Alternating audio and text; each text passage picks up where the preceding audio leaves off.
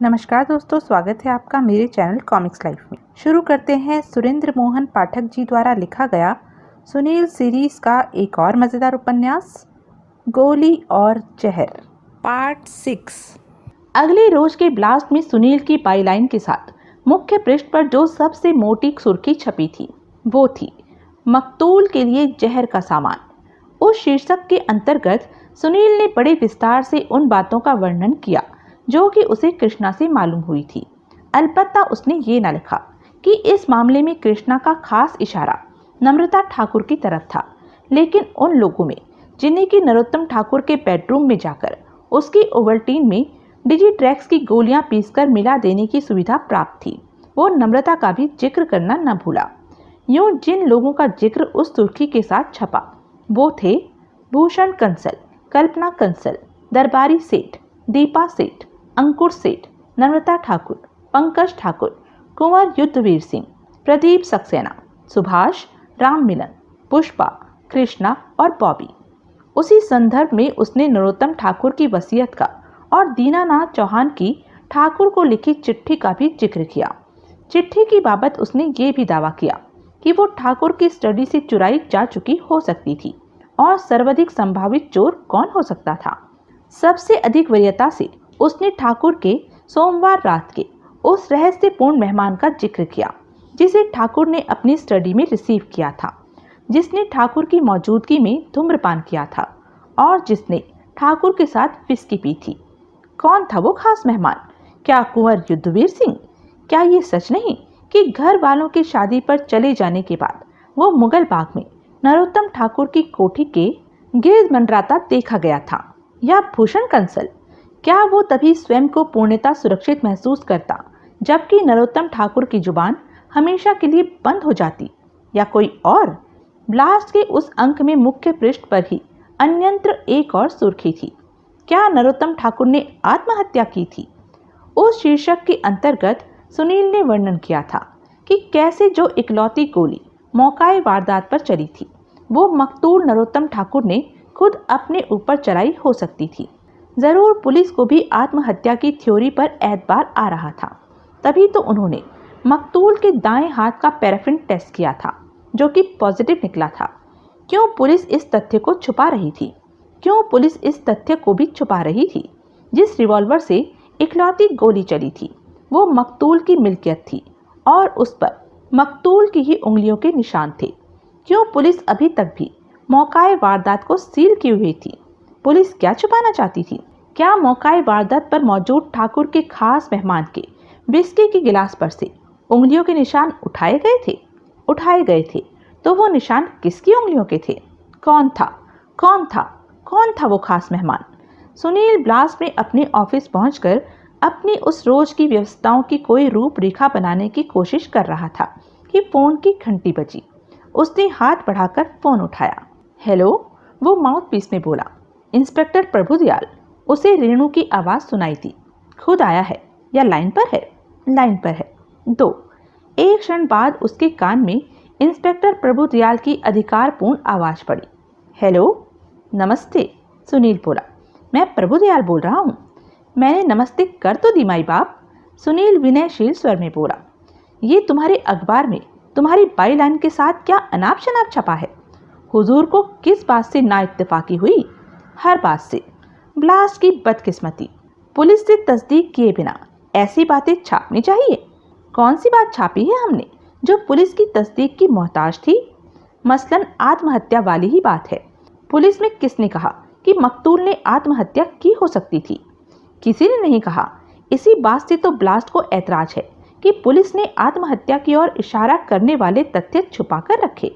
Police को अपनी कार्य प्रणाली किसी अखबार से पास कराने की जरूरत नहीं होती। अखबार को भी अपनी कार्य प्रणाली पुलिस से पास कराने की जरूरत नहीं होती। लेकिन जब कोई बेबुनियाद बात किसी अखबार में, ये लंबी बहस का मुद्दा है कृपा निधान। और ये न भूलिए कि पुलिस के टेलीफोन का बिल भी पब्लिक के पैसे से भरा जाता है। ठीक है, तुम यहाँ आ जाओ। कहाँ आ जाऊँ? यहाँ, मेरे पास। सुना नहीं? मेरे पास टेलीविज़न वाला टेलीफोन नहीं है, मुझे दिखाई नहीं दे रहा। आप कहाँ से बोल रहे हैं? ओह भाई, मैं पुलिस हेडक्वार्टर में अपने कमरे से बोल रहा हूँ। आप मुझे वहाँ तलब कर रहे हैं?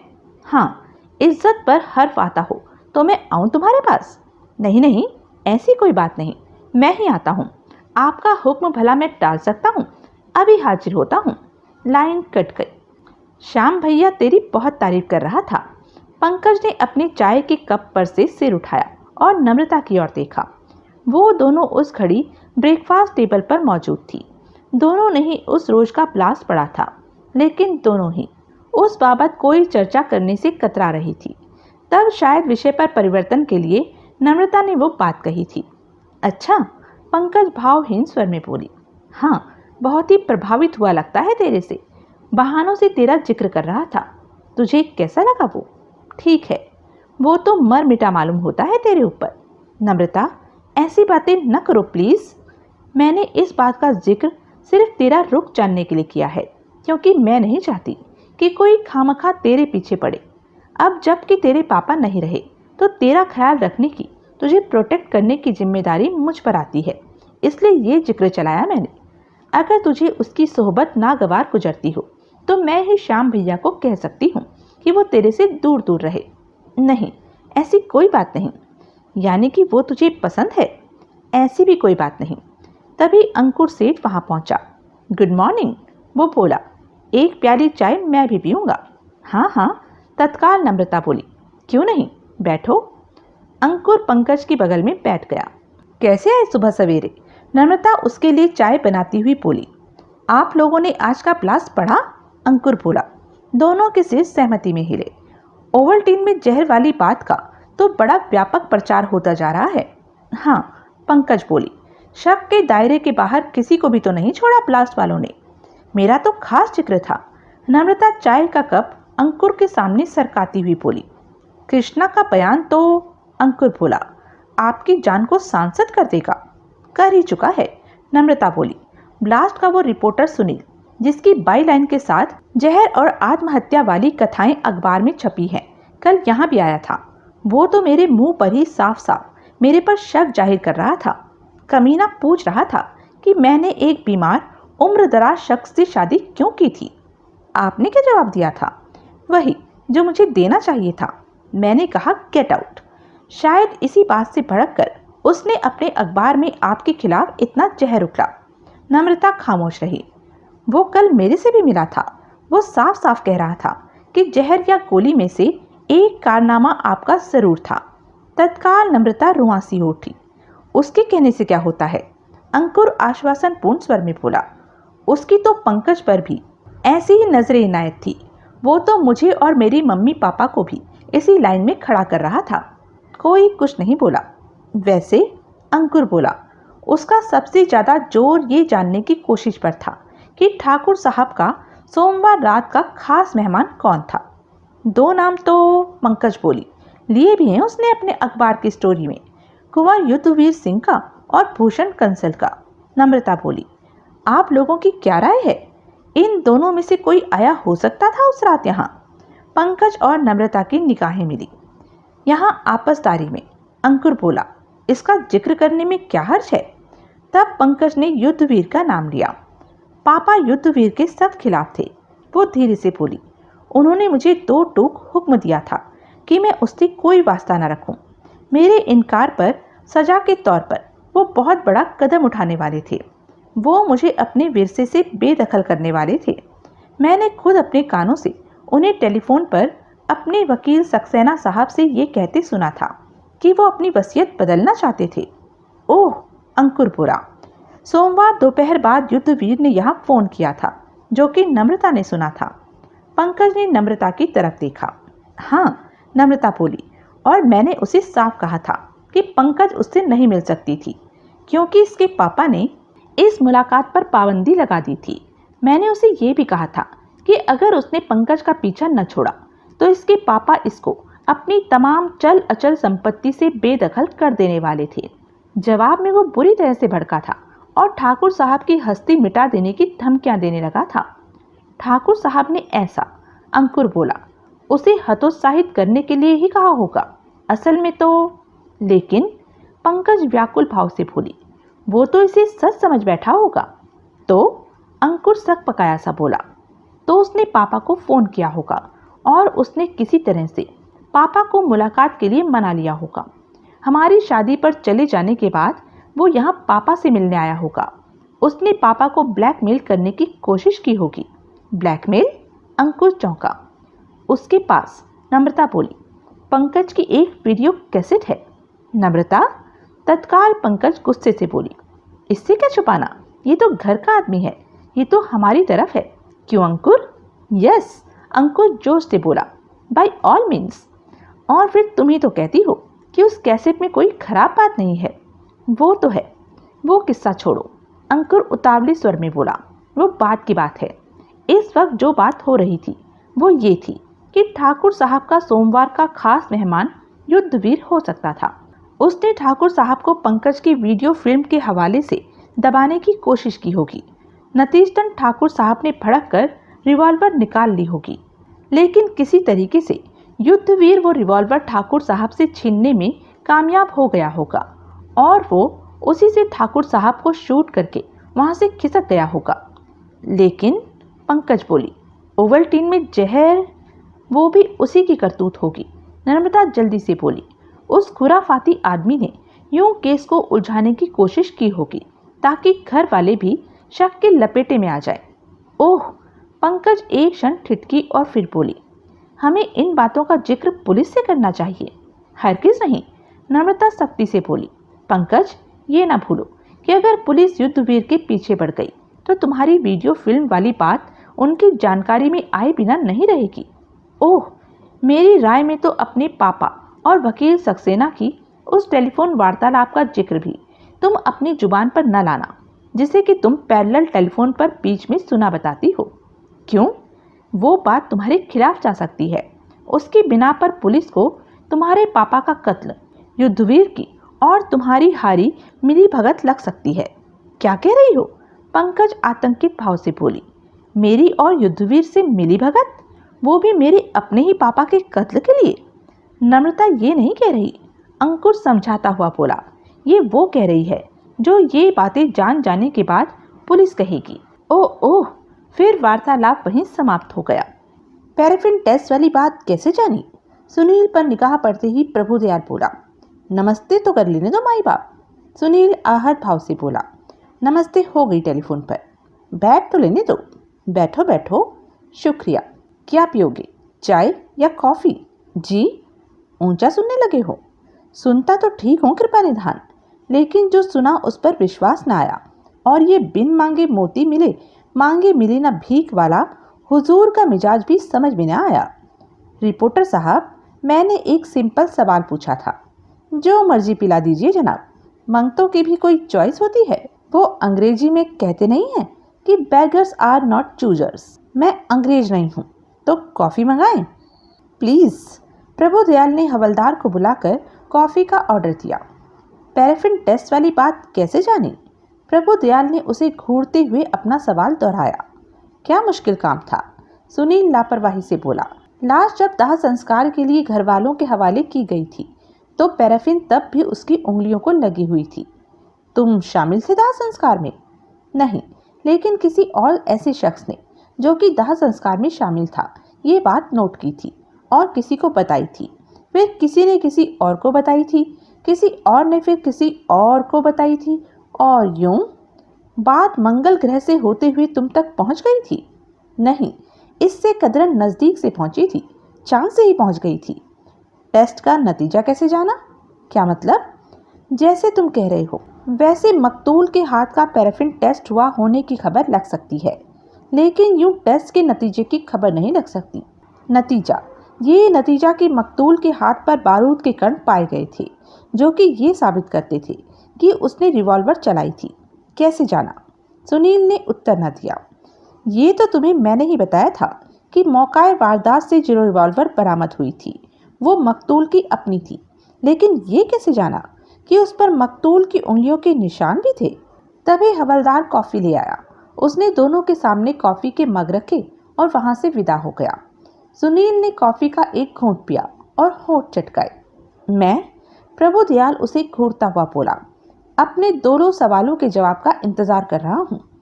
ये जवाब जानने के लिए तो आपको बड़ा लंबा इंतजार करना पड़ेगा बंदा नवाज। क्या मतलब? मतलब आप खूब जानते हैं मैं एक पत्रकार हूँ और पत्रकारों के ऐसी बातें जानने के अपने सोर्स होते हैं। मैं वो सोर्स रिवील नहीं कर सकता। रिपोर्टर साहब, ये पैंतरेबाजी मेरे से नहीं चलने वाली। क्यों नहीं चलने वाली? ये पैंतरेबाजी तो सुप्रीम कोर्ट तक चल चुकी है, यहाँ क्यों नहीं चलने वाली? इस वक्त सवाल तुमसे सुप्रीम कोर्ट नहीं प्रभुदयाल कर रहा है। ऐसा सवाल क्यों पूछते हैं आप जिसका जवाब आपको मालूम है? कोई बताता ही है तो पता लगता है। बताता वो ही है जो जानता होता है। अब जानता कौन होता है ये क्या आपसे छुपा है? महकमे के आदमियों को रिश्वत देकर उनसे जानकारी निकलवाना शराफत है? माई बाप, ये जो आप मुझे कॉफ़ी पिला रहे हैं ये रिश्वत है? नहीं, हरगिज नहीं। क्यों नहीं? आगे पीछे तो आपने मुझे कभी इस इज्जत के काबिल नहीं समझा। अभी परसों ही आप मुझे समझा रहे थे कि ऐसी इज्जत घर आए मेहमान की होती है, और ना ये घर है और ना मैं मेहमान हूँ। तो फिर आज ये मेहरबानी क्यों? इसलिए ना कि यहाँ जरा दोस्ती का, सहिष्णुता का माहौल स्थापित हो जाए, जो किसी वजह से आज आप अपने लिए मुफीद समझते हैं। सुनील एक क्षण प्रभुदयाल पर अपने कथन की प्रतिक्रिया देखने के लिए ठिठका और फिर बोला, अब आपने मेरी औकात एक कॉफ़ी जितनी आंकी। मुझे एक प्याली कॉफ़ी पर पिघल जाने वाला शख्स समझा। ऐसे ही हो सकता है कोई तंदूरी मुर्गे से पिघलता हो, कोई शराब की बोतल से पिघलता हो, कोई, यानी कि यूं लोगों को लालच में डाल के अपने काम निकालते हो। वैसे तो ऐसी बात नहीं है, लेकिन सुनील लापरवाही से बोला, है भी तो क्या है, मतलब हल होना चाहिए, तरीका कोई भी हो। And justify the means. Remember sir, तुम्हारी ये हरकतें एक ना एक दिन तुम्हें लंबा नपवाएंगी, याद रखना मेरी बात। अब इतनी लंबी फिक्र कौन करे? I will cross that bridge when I reaches. आप आज की बात कीजिए। तुम समझते हो कि तुम आत्महत्या वाली बात को हवा देकर उसे अपने अखबार के जरिए प्रचारित करके हमें गुमराह करने में, तफ्तीश का रुख बदल देने में कामयाब हो जाओगे। आप ब्लास्ट की आत्महत्या वाली थ्योरी से मुतमईन नहीं? कतई नहीं। लेकिन हालात, क्या कहते हैं हालात? कुछ नहीं कहते हालात। कम से कम वो नहीं कहते जो तुम कहते हो। क्यों नहीं कहते? कैसे कहते हैं? वैसे ही कहते हैं जैसे ब्लास्ट में छपा है। फिर सुनना चाहते हैं तो सुनिए। मौकाए वारदात पर पाई गई रिवॉल्वर खुद मकतूल की थी। उसके एक ही गोली चली थी और रिवॉल्वर पर मकतूल की उंगलियों के निशान थे। उसी रिवॉल्वर को किसी ने दस्ताना पहनकर या हाथ पर रुमाल लपेटकर मकतूल पर चलाया हो तो उस पर मकतूल की ही उंगलियों के निशान बरकरार रह सकते हैं।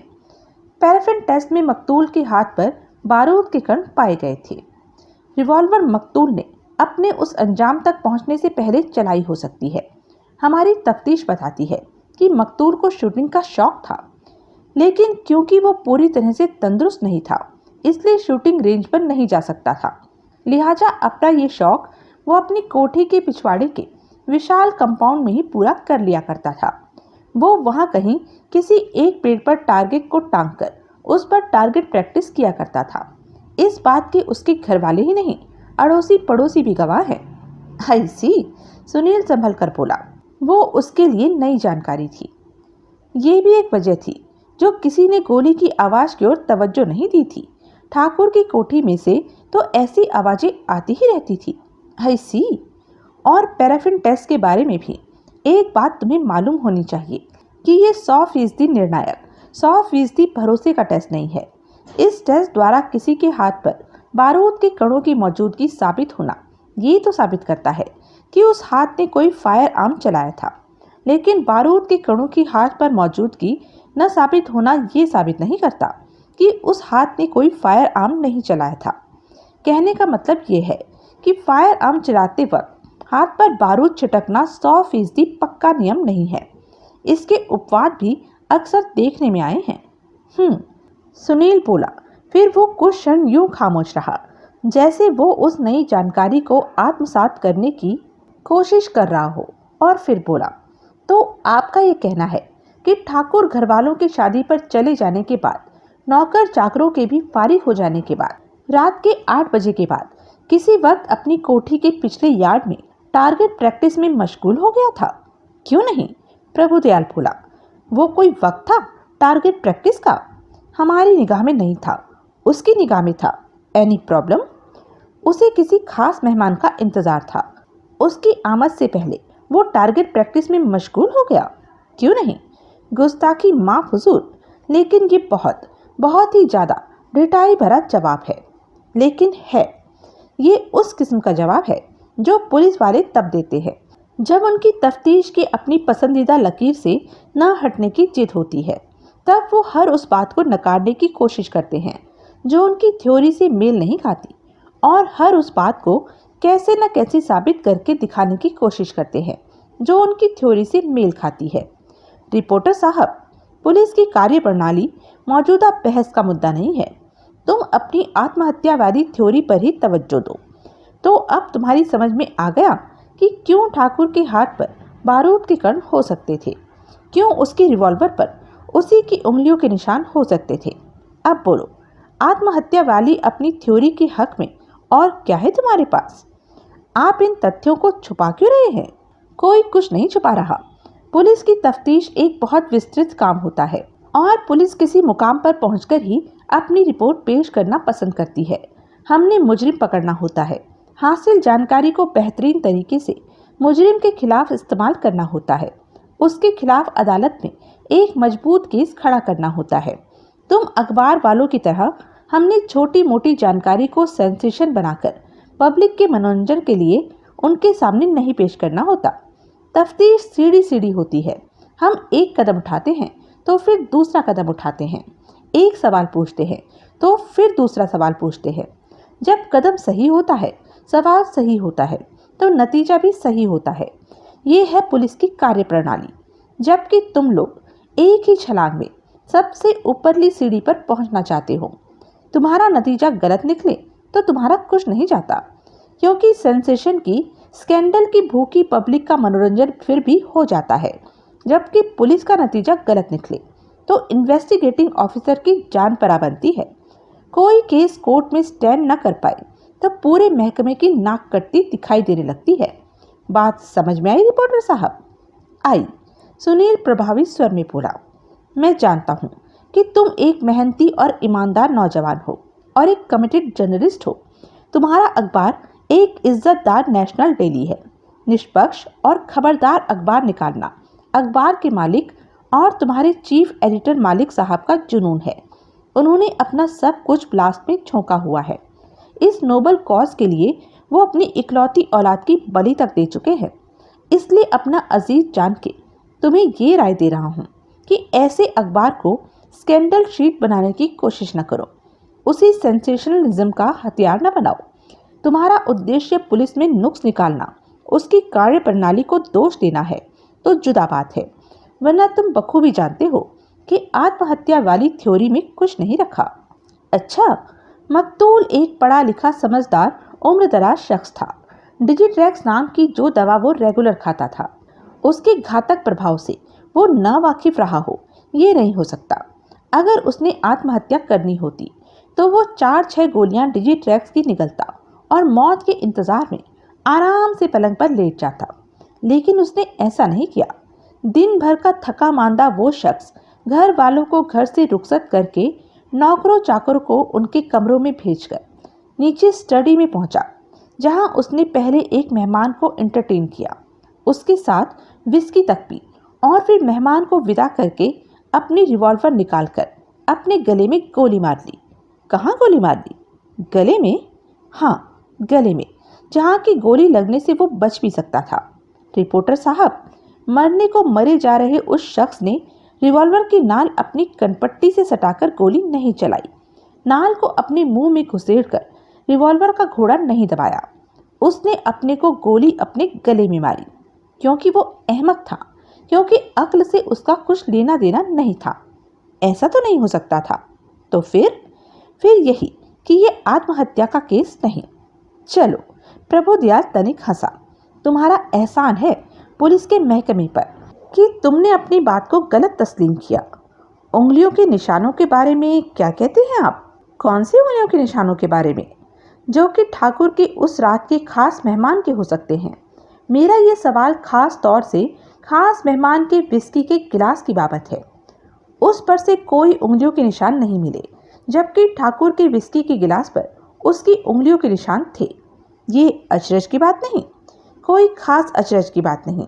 जब दस्ताने वाले हाथ से गोली चलाई जा सकती है, तो दस्ताने वाले हाथ से विस्की का गिलास भी तो थामा जा सकता है। यानी कि आप कबूल करते हैं कि वो खास मेहमान ही कातिल था? वो खास मेहमान नहीं, प्रभुदयाल सावधानी से बोला। अलबत्ता कोई मेहमान कातिल था।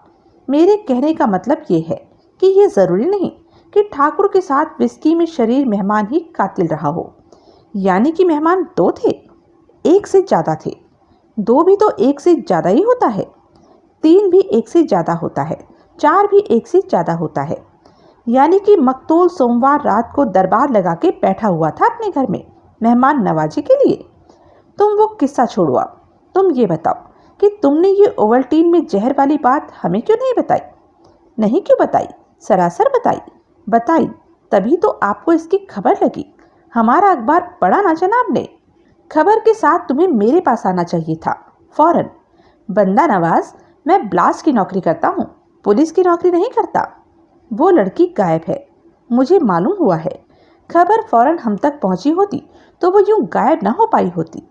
उसका यूं गायब होना क्या जाहिर करता है?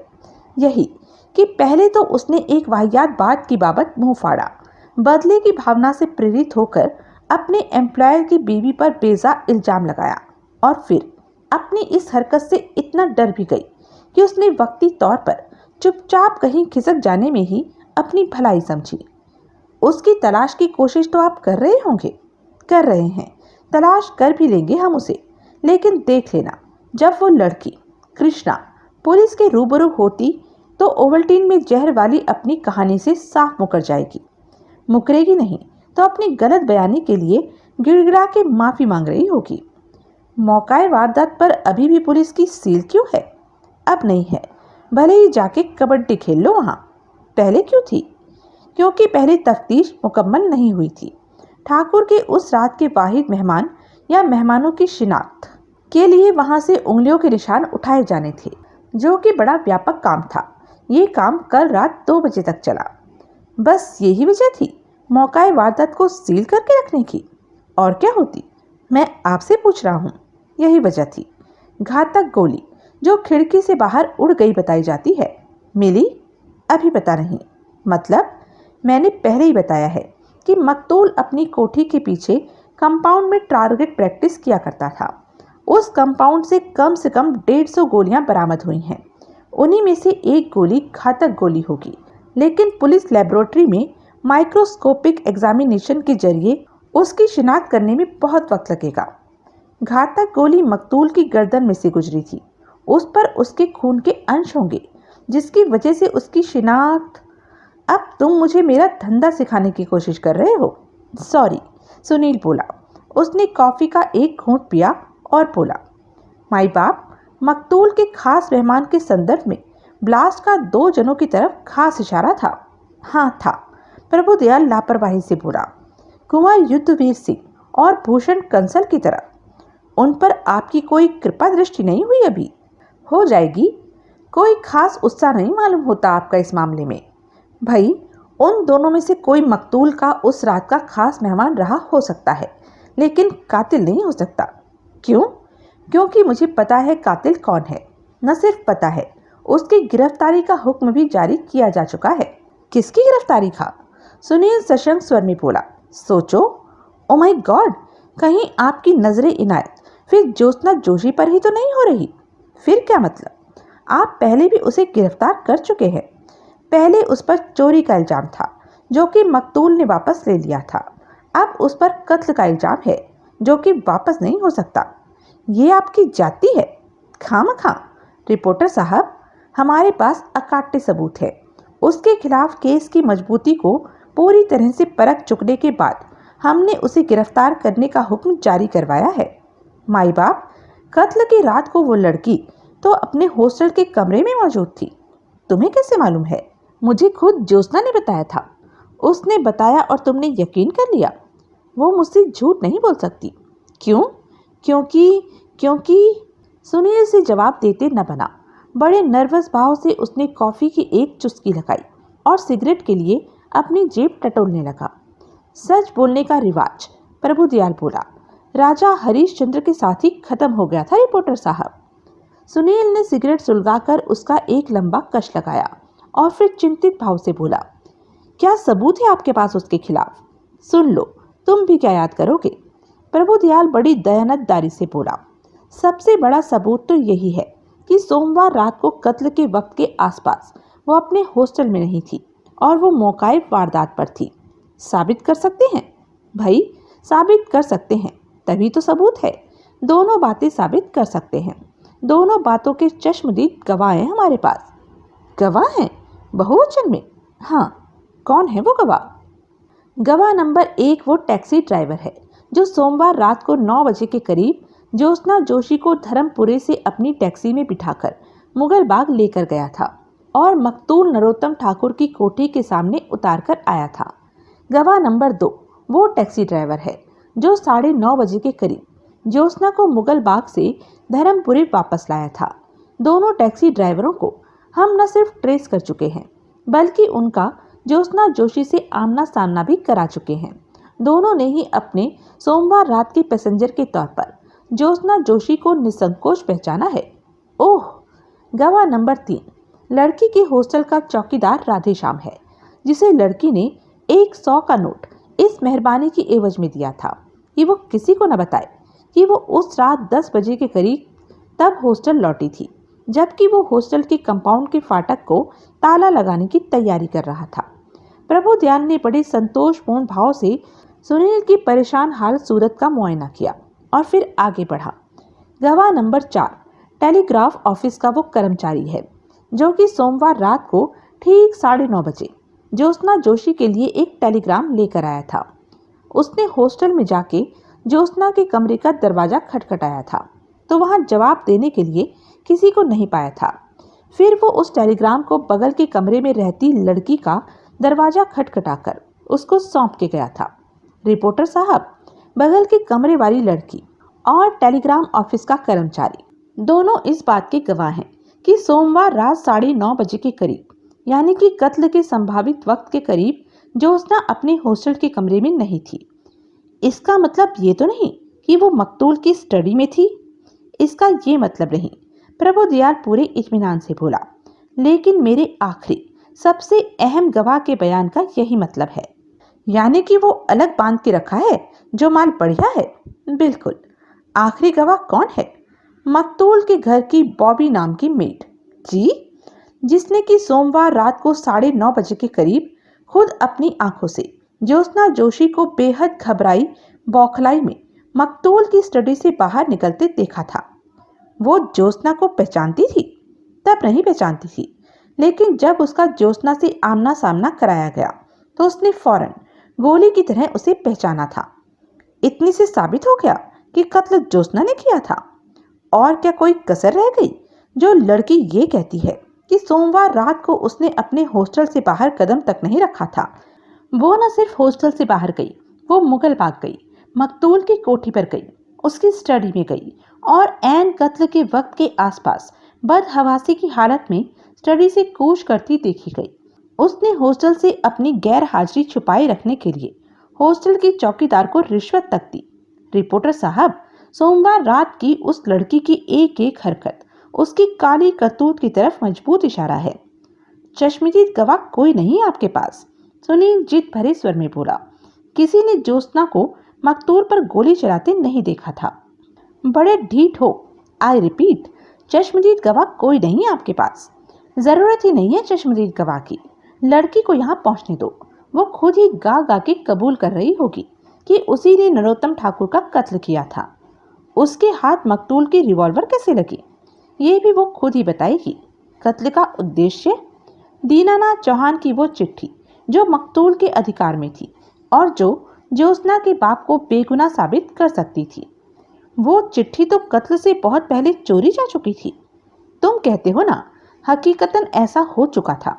ये साबित होना अभी बाकी है। लेकिन कल्पना कंसल, अगर चोरी वाली बात सच भी है तो ज्योत्सना जोशी को भला ये बात कैसे मालूम होती? बहरहाल उसने जो किया चौहान की चिट्ठी की खातिर किया। अब चिट्ठी उसके हाथ लगी या न लगी ये जुदा मसला है। कुत्ता कहाँ है? क्या? मोती, मकतूल का कुत्ता कहाँ है? क्यों पूछ रहे हो? इंटरव्यू लोगे उसका? वो वारदात का चश्मदीद गवाह हो सकता है। उसके मालिक का कत्ल उसकी आंखों के सामने हुआ हो सकता है। वो अपने कुत्ता घर में बंद था। आई रिपीट, उसके मालिक का कत्ल उसकी आंखों के सामने हुआ हो सकता है। और इस बाबत तुम ब्लास्ट के लिए उसका बयान लेना चाहते हो? कैसे लोगे बयान? तुम कुत्ते की जुबान बोलोगे या कुत्ता तुम्हारी जुबान बोलेगा? ये तो कुत्ते की काबिलियत पर निर्भर करता है, तुम्हारी काबिलियत पर नहीं। जो कि तभी एकाएक कमरे का दरवाजा खुला और चौखट पर सब इंस्पेक्टर बंसल प्रकट हुआ। हाँ भाई, प्रभुदयाल बदले स्वर में बोला। क्या खबर है? ज्योत्सना जोशी को बंसल तत्पर स्वर में बोला। गिरफ्तार करके ले आए हैं सर। गुड, फिलहाल उसे लॉकअप में बंद कर दो। मैं? सुनील जल्दी से बोला। 1 मिनट उससे बात कर सकता हूँ? प्रभुदयाल ने अनिश्चित भाव से उसकी तरफ देखा। प्लीज, सुनील याचनापूर्ण स्वर में बोला। बगल के कमरे में, प्रभुदयाल बोला, पहले वाले इंतजाम के ही साथ। कबूल, ठीक है। सुनील ने एक सरसरी निगाह ज्योत्सना जोशी के श्रीहीन चेहरे पर डाली और फिर आहत भाव से बोला, तुमने मेरे से झूठ बोला? वो रोने लगी। क्या फायदा? सुनील बोला। मैं? वो सुबकती सी बोली। मैं शर्मिंदा हूँ। वो बाद में हो लेना। सजा हो गई तो तार जिंदगी इत्मीनान से होती रहना शर्मिंदा। अभी मतलब की बात करो, क्योंकि वक्त कम है। तुम्हें मालूम है ना पुलिस के पास कितने ढेर सारे गवाह हैं तुम्हारे खिलाफ। 2 टैक्सी ड्राइवर, हॉस्टल में तुम्हारी नेक्स्ट डोर नेबर, हॉस्टल का चौकीदार, मकतूल की मेड। उसका झुका हुआ सिर सहमति में हिला। तुम गई थी वहाँ? हाँ। आगे? वहाँ मुझे सब कुछ वैसा ही मिला था जैसा ठाकुर ने कहा था। मुझे कोठे की साइड की ड्योढ़ी का और उसके सामने स्टडी का दरवाजा दोनों खुले मिले थे। मैं बेखटके चुपचाप पहले ड्योढ़ी में और फिर स्टडी में दाखिल हो गई थी, जहाँ की वो मुझे मेज के करीब फर्श पर औंधे मुंह पड़ा दिखाई दिया था। फर्श पर उसके चारों तरफ खून ही खून दिखाई दे रहा था। मैं लपक कर उसके करीब पहुंची थी। मैंने उसे नाम लेकर पुकारा था, फिर उसके जिस्म को बांह पकड़कर जरा झंझोड़ा था, लेकिन उस पर कोई प्रतिक्रिया नहीं हुई थी। फिर मुझे उसकी गर्दन में सुराख दिखाई दिया था और पथराई हुई आंखें दिखाई दी थी। तब मुझे एहसास हुआ कि वो तो मर चुका था। नतीजतन दहशत खाई हुई मैं उल्टे पांव वहां से भागी थी। वहां की एक मेड ने तुम्हें वहां से भागते देखा था? मैंने किसी को नहीं देखा था, लेकिन पुलिस भी ऐसा कहती है कि बॉबी नाम की वहां की एक मेड ने मुझे वहां से निकल भागते देखा था। पता नहीं वो कहाँ थी, क्योंकि मेरा उसको देखना तो दूर, मुझे तो अपने आसपास कहीं किसी की मौजूदगी का एहसास तक नहीं हुआ था। जब तुम स्टडी में पहुंची थी उस वक्त कुत्ता कहाँ था? वहीं था जहाँ की ठाकुर ने कहा था कि वो होगा, स्टडी में खास कुत्ते के लिए बने क्लोजेट में।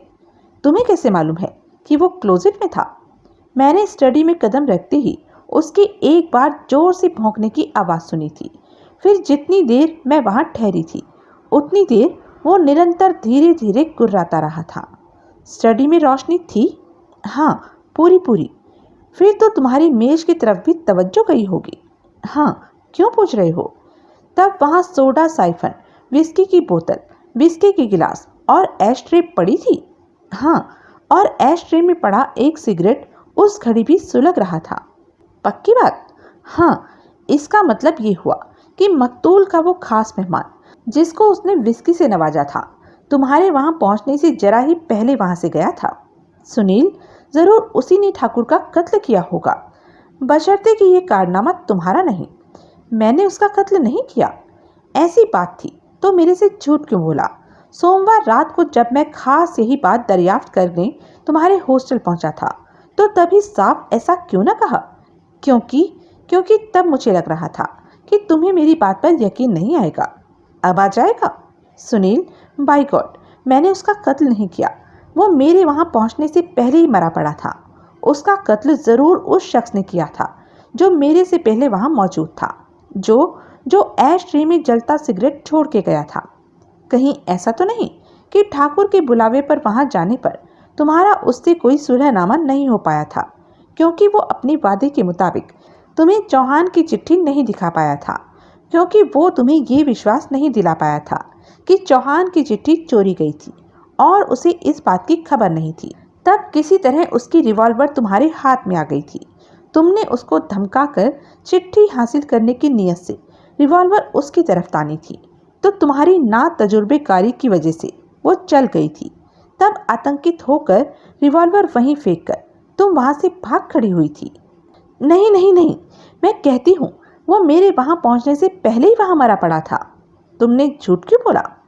क्योंकि मुझे इस ख्याल से दहशत हो रही थी कि मैंने उसे यूं मुर्दा पड़ा देखा था। तुमने मेरे से क्यों झूठ बोला? उससे जवाब देते न बना। तुम्हारी गैर हाजिरी में हॉस्टल में आई तुम्हारी टेलीग्राम ही तुम्हारे झूठ की पोल खोल देने के लिए काफ़ी थी। फिर भी तुम उसी पर अड़ी रही। वो टेलीग्राम मुझे अगले दिन दोपहर को मिली थी।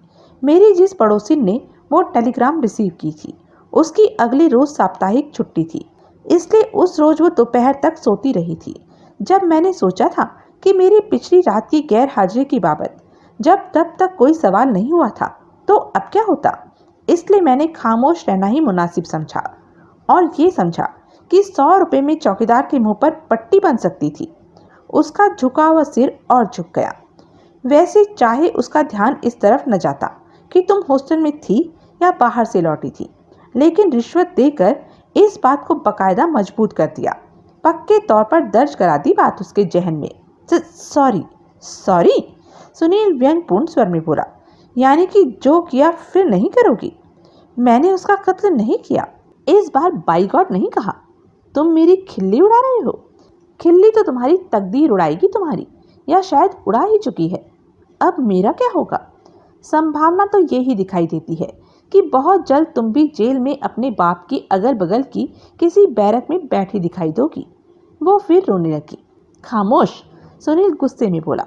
उसने एक घुटी हुई हिचकी ली और अपने आंसू पोंछने लगी। मैं चलता हूँ, सुनील उठता हुआ बोला, और किसी आश्वासन के लिए मेरा मुंह ना देखो। तुम्हें इस घड़ी कोई आश्वासन देना बच्चे पहलाने जैसा काम होगा। वो खामोश रही। जाने से पहले आखिरी बार पूछ रहा हूँ, तुमने कत्ल किया है? नहीं। गोली चलाई थी? जब कत्ल नहीं किया तो गोली क्यों चलाई होगी? कत्ल के इरादे से नहीं चलाई होगी, लेकिन शायद सेल्फ डिफेंस में चलाई हो या अनजाने में चल गई हो। नहीं, मैंने तो जिंदगी में कभी किसी फायर आर्म को थामा तक नहीं। उस रोज क्या पोशाक पहन के गई थी? साड़ी। दस्ताने भी? दस्ताने? वो अचकचाकर बोली। वो किस लिए? जवाब दो। मैंने तो जिंदगी में कभी दस्ताने नहीं पहने, ख्याल तक नहीं आया। हमारे यहाँ ऐसी कौन सी पोशाक होती है जिसका तालमेल दस्ताने से हो? फैशन से नहीं, ज़रूरत से पहने हो। ज़रूरत से? हाँ, ताकि उंगलियों के निशान कहीं से, मसलन मर्डर वेपन से बरामद न हो। ओ माय गॉड, वो असहाय भाव से गर्दन हिलाती हुई बोली। अब मैं तुम्हें कैसे विश्वास दिलाऊं कि? मैं तो विश्वास कर ही लूँगा, क्योंकि मैं अक्ल का अंधा हूँ, लेकिन वक्त की ज़रूरत पुलिस को, कोर्ट को विश्वास दिलाने की है कि तुमने खून नहीं किया। अब तुम्हारे पास फुर्सत ही फुर्सत है। ऐसी कोई तरकीब अभी से सोचनी शुरू कर दो जिस पर कि सबको विश्वास आ जाए।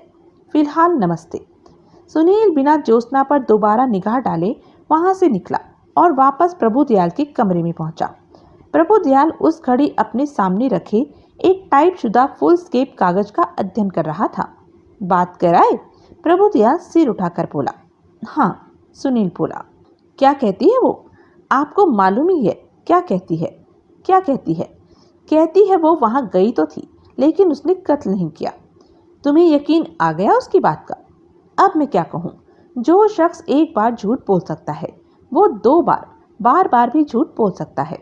ये देखो। प्रभुदयाल उसे हाथ में थमा कागज दिखाता हुआ बोला।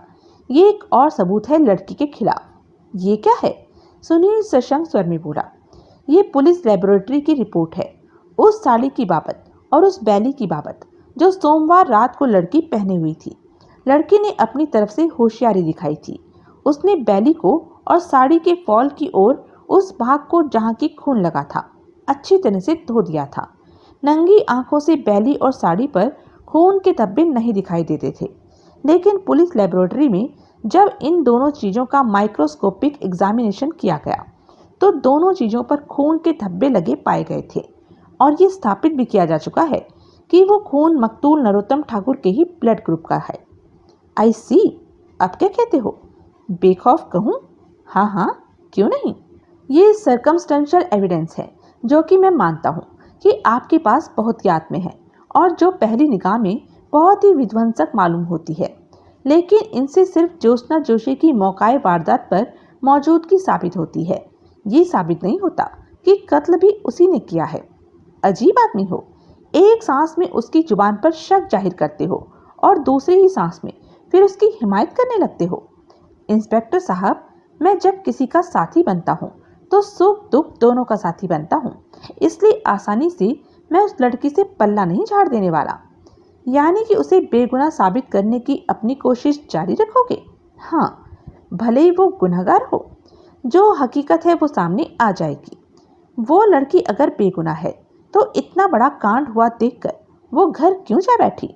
रिश्वत के तरीके से उसने ये स्थापित करने की कोशिश क्यों की कि उसने तो अपने हॉस्टल के बाहर कदम तक नहीं रखा था? एक नेक नियत और जिम्मेदार शहरी की तरह वो वारदात की खबर के साथ पुलिस के पास क्यों नहीं पहुंची? अपनी इसी मूर्खता का खामियाजा तो वो भुगत रही है इस वक्त, अभी और भुगतेगी। जाहिर है मेरी एक दरख्वास्त और थी आपसे, अभी और भी। उसमें आपका भी फायदा है, मेरा? पुलिस का? बोलो। अपनी मौत से पहले नरोत्तम ठाकुर अपनी वसीयत बदलवा रहा था अपनी वकील प्रदीप सक्सेना से। वो उस वसीयत का ड्राफ्ट भी तैयार करवा चुका था, लेकिन उस वसीयत के फाइनल हो पाने से पहले ही ठाकुर का कत्ल हो गया। मैं ये जानना चाहता हूँ कि ठाकुर अपनी पिछली वसीयत में, जो कि इस वक्त लागू है, क्या तब्दीली करवाना चाहता था? वकील से पूछ लो। पूछा था, वो नहीं बताता। वो कहता है कि यूं किसी का इमेज बिगड़ने का अंदेशा है। किसका? नाम नहीं बताया। और भी बहुत कुछ कहता है, लेकिन ये नहीं कहता कि दूसरी वसीयत में क्या था। बंदा नवाज, वो इस बाबत मुझे कुछ बताने से इनकार कर सकता है, लेकिन ऐसी जरूरत उसकी पुलिस से नहीं होगी। मैं पूछूंगा। एक बात और भी पूछिएगा। कौन सी? दूसरी वसीयत के सिलसिले में उसका कोई नुक्ता डिस्कस करने के लिए या उसका ड्राफ्ट पास कराने के लिए वो ठाकुर से मिला हो सकता है। तो क्या पता ऐसी मुलाकात सोमवार रात को हुई हो? क्या पता ठाकुर का सोमवार रात वाला खास मेहमान वो ही हो? क्या पता? काफ़ी है, तुम्हारा इशारा मैंने समझ लिया है। मैं इस वकील को यहाँ तलब करूँगा और नतीजे की खबर मुझे भी करेंगे। हाँ भाई हाँ, शुक्रिया माई बाप। सुनील ने पार्क रोड पर स्थित भूषण कंसल के फ्लैट की कॉल बेल बजाई। दरवाजा कल्पना ने खोला। तुम? सुनील पर निगाह पड़ते ही वो बोली, तुम फिर आ गए? नमस्ते। सिर नवाता मुस्कुराता सुनील बोला, अब क्या चाहते हो? चाहता तो हूँ मैं श्रीदेवी से शादी करना, लेकिन आपसे तो बस मिलना ही चाहता हूँ जरा सा। किस लिए? मुझे 10 तक गिनती सिखाने के लिए? वो तो मजाक की बात थी। आप तो इतनी इंटेलिजेंट हैं, 10 तक गिनती तो आपको पहले से ही आती होगी, 9 तक तो शर्ती आती होगी। फिर उतर आए बदतमीजी पर? नेवर। मैं तो। कल्पना। पीछे कहीं से भूषण कंसल की आवाज़ आई। कौन है? वही प्रेस रिपोर्टर है जो सोमवार भी आया था। क्या चाहता है? पता नहीं, मुझे पूछने दो। कल्पना दरवाजे पर से एक और हटी। तत्काल सुनील ने यूं भीतर कदम रखा जैसे उस काम में 1 सेकंड की भी देरी होने की सूरत में दरवाज़ा उसके मुंह पर बंद किया जा सकता हो। भीतर पहुंचकर उसने ड्राइंग रूम में निगाह डाली तो पाया कि एक और 2 बंद सूटकेस रखे थे और एक खुला सूटकेस दीवान पर पड़ा था, जिसका सामान भूषण कंसल व्यवस्थित कर रहा था। कहीं जाने की तैयारी हो रही मालूम होती है। सुनील मीठे स्वर में बोला। कोई ऐतराज? कंसल बोला। ऐसे में आप लोगों का शहर छोड़ के जाना बड़ा अजीब लगेगा। कैसे में? कल्पना बोली। ऐसे में ही, जबकि सुनील बोला, नरोत्तम ठाकुर के कत्ल की तफ्तीश अभी जारी है। हमारा जाना अजीब किसे लगेगा? कंसल बोला। पुलिस को? कातिल अभी तक पकड़ा जो नहीं गया है। और सुनील ने जानबूझकर वाक्य अधूरा छोड़ दिया। और क्या? Flight is an evidence of guilt. भाग कौन रहा है? हम तो एक शादी पर बंबई जा रहे हैं। ठाकुर का कत्ल हो गया है तो इसका मतलब ये तो नहीं कि हम दुनियादारी छोड़ दें। वो तो है। सुनील एक क्षण ठिठका और फिर बोला, आपकी राय में गबन गया पैसा ठाकुर ने अपने पल्ले से क्यों जमा कराया था? कोई पल्ले वल्ले से जमा नहीं कराया था, कल्पना तमक कर बोली। 25 लाख की रकम थी वो। इतनी बड़ी रकम के लिए कोई अपनी गांठ नहीं खोलता। तो ये कि वो गबन का ही पैसा था जो उन्होंने अपने अंजाम से खौफ खाकर वापस जमा करा दिया था। अगर गबन विश्वनाथ जोशी को हथियार बनाकर ठाकुर ने किया था तो चौहान के उस इकबालिया बयान का क्या मतलब हुआ जिसमें उसने कंसल साहब को गबन के लिए जिम्मेदार ठहराया था? ये सब स्टोरी है। चौहान के ऐसे किसी बयान का कोई वजूद नहीं। हमने पहले भी कहा है, अभी भी कहते हैं, आइंदा पूछोगे तो भी यही कहेंगे। ऐसा कोई बयान नहीं है तो पेश करो। हालात का इशारा इस तरफ है कि चौहान के इकबालिया बयान वाली वो चिट्ठी आप ठाकुर की स्टडी से चुराकर नष्ट कर चुकी हैं। फिर पहुंच गए उसी एक आने वाली जगह पर। मेरे पिछले फेरे में आप खुद कबूल कर चुकी हैं कि शनिवार शाम को 5 बजे के करीब आप ठाकुर साहब के यहाँ गई थी। आपने जानबूझकर वहां जाने का वो वक्त चुना था जबकि ठाकुर साहब अपनी इवनिंग वॉक पर गए हुए होते थे। तो पंकज कहती है कि उसने आपको तब ठाकुर साहब की स्टडी में देखा था जब आप उनकी टेबल पर उनकी मेज का दराज खोले बैठी थी। ये बात मुझे अपने पिछले फेरे पर नहीं मालूम थी, लेकिन अब मालूम है। वो तो मैं ठाकुर साहब के लिए संदेशा छोड़ने के लिए कोई पेपर वगैरह तलाश कर रही थी। पंकज कहती है कि एक पैड तो मेज पर आपके सामने पड़ा था, वो मुझे दिखाई नहीं दिया था। फिर भी किसी पराए घर में जाकर उसकी गैर हाजिरी में किसी के दराज को टटोलना, वो सब उस वजह से नहीं था जो तुम सोच रहे हो। आप मिलना क्यों चाहती थी ठाकुर साहब से? उनकी मिजाज पुसी के लिए ही, और किस लिए? लेकिन इंतजार से तंग आ गई इसलिए पीछे मैसेज छोड़ देने का इरादा किया। हाँ, मैसेज छोड़ा तो नहीं था आपने। पंकज जो मिल गई थी, मंशा तो वहां हाजिरी लगाने से थी, वो तो तब पंकज ही लगवा देती। लेकिन शायद बाद में आपको सूझा कि यूं हाजिरी ठीक नहीं थी, इसलिए आप अगले रोज उस वक्त फिर वहां गई, झूठ, और उस काम को अंजाम देकर आई जिसे कि पंकज के एकाएक आ पहुंचने की वजह से आप पिछले रोज अंजाम नहीं दे पाई थी। लेकिन उस रोज वहां एकाएक ठाकुर साहब लौट आए, जिसकी वजह से आप स्टडी की खिड़की से कूदकर वहां से भागी और यूं रंगे हाथों पकड़े जाने से बाल बाल बची। देख लिया इस आदमी को घर में घुसाने का नतीजा। कल्पना तीखे स्वर में अपने पति से बोली। अब भुगतो। क्यों भाई? कंसल नथुनी फुलाता हुआ बोला। बाज नहीं आओगे तुम? आपने आज का ब्लास्ट देखा तो आपने ये भी पढ़ा होगा कि किसी ने सोमवार रात को जहर से ठाकुर साहब की जान लेने का सामान किया हुआ था। किसी ने डिजिट्रैक्स की गोलियां पीसकर उनकी ओवल्टीन में मिला दी थी। ठाकुर साहब का गोली खाकर मरना इत्तेफाक था। वो वैसे न मरे होते तो उन्होंने वो ओवल्टीन पी होती, जिससे कि उनकी मौत निश्चित थी। तो तुम समझते हो कि ठाकुर साहब के ओवल्टीन में गोलियां पीसकर मैंने मिलाई या आपकी पत्नी ने? लो, कल्पना बोली, अभी तो ये मेरे दूसरे फेरे के ही राग गा रहा था और अब एक तीसरा फेरा भी साबित कर रहा है। आपका ऐसा हौसला इसलिए हुआ हो सकता है, सुनील बोला, क्योंकि आपको आश्वासन था कि आपके दूसरे फेरे की पोल नहीं खुली थी। क्यों नहीं खुली थी? क्योंकि एक गरीब का ईमान खराब करके आपने उसे अपनी तरफ मिला लिया हुआ था। कौन गरीब? बॉबी। अब ये भी बताऊं कौन बॉबी? कल्पना सक पकाई। सुनील अपलक उसे देखता रहा। तो तुम ये कहना चाहते हो? फिर वो बोली कि ठाकुर साहब की ओवल्टीन में जहर मैं मिलाकर आई थी या आपके पति? सुनील बोला, तुम मूर्ख हो। अच्छा, एक तरफ तो तुम कहते हो कि चौहान की चिट्ठी चुराने में मैं पहले ही कामयाब हो गई थी और दूसरी तरफ कहते हो कि मैंने फिर भी ठाकुर साहब की मौत का सामान किया।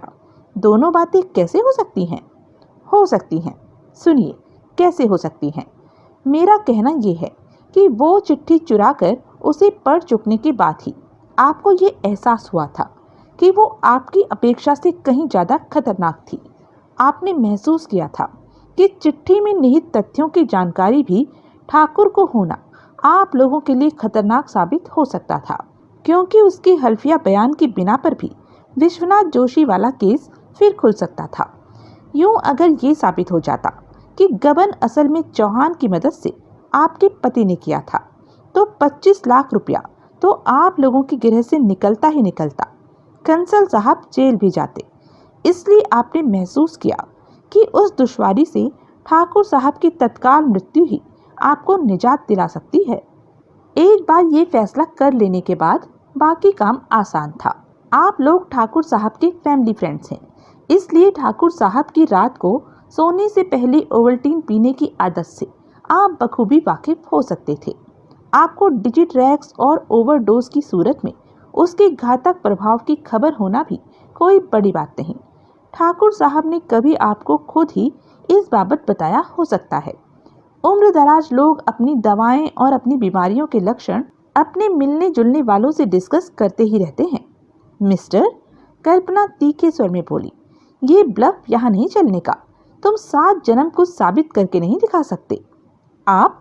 कल्पना की ओर ध्यान दिए बिना सुनील कंसल से बोला, इस बात से भी इनकार करते हैं कि ठाकुर साहब ने आपको एक चिट्ठी लिखी थी जिसके जवाब का उन्हें इंतजार था।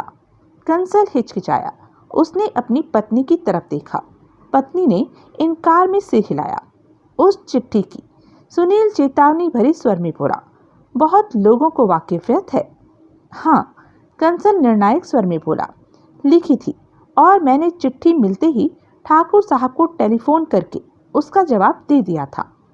लेकिन ठाकुर साहब के वकील प्रदीप सक्सेना के आपसे इस बाबत पूछने पर तो आपने कहा था, आपकी बीवी ने भी कहा था कि वो एक बेजा इल्जाम था और आप उसका जवाब देना जरूरी नहीं समझते थे। सक्सेना को ऐसा कहने की वजह थी क्या? वो ठाकुर साहब का बड़ा राजदा बनता था और इस बात की हमेशा बड़ी फूंक लेता था कि ठाकुर साहब अपना हर कदम उससे मशवरा करके उठाते थे और हर अहम बात उससे डिस्कस करते थे।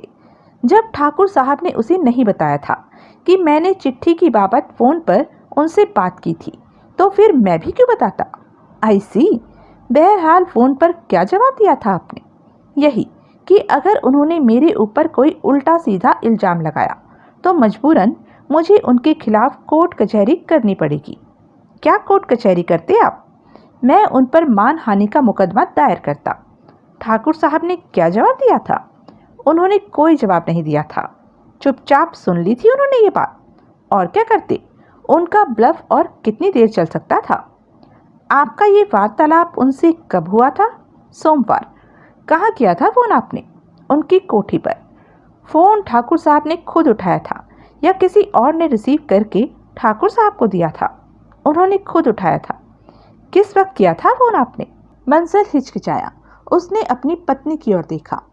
फ़ोन कॉल के वक्त से क्या फ़र्क पड़ता है? कल्पना बोली, कोई फ़र्क नहीं पड़ता, इसलिए तो पूछ रहा हूँ। इसलिए तो आपको भी बताने से कोई गुरेज नहीं होना चाहिए।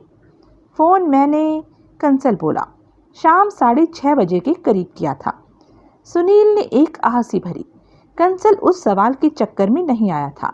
सुनील को उम्मीद थी कि वो दिन का कोई वक्त बताता तो फिर वो ये बात हथौड़े की तरह उसके सिर पर ठोकता कि ठाकुर साहब तो सारा दिन घर पर मौजूद थे ही नहीं। अब या तो कंसल के मुंह से संयोगवश वो वक्त निकला था जबकि वो घर पर थे, और या फिर उसने सच में ही फ़ोन किया था।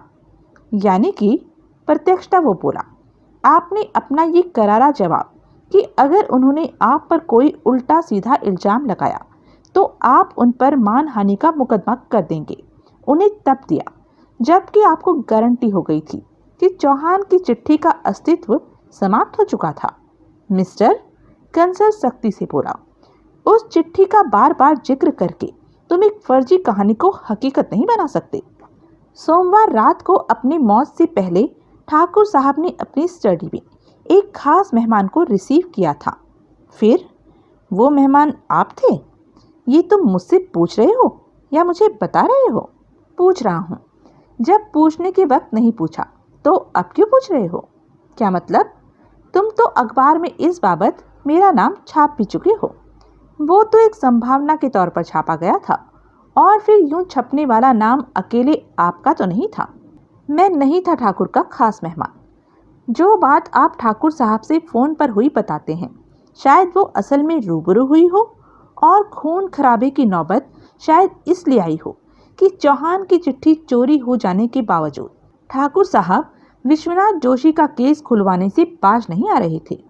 देखो, कंसल गुस्से में बोला, तुम यूं बेपरखी उड़ाओगे या यूं मुझ पर बेजा इल्जाम लगाओगे तो पछताओगे। अच्छा, हाँ, मैं तुम्हें गिरफ्तार करवा दूंगा। गिरफ्तार करवा देंगे? किस जुर्म में? क्या किया है मैंने?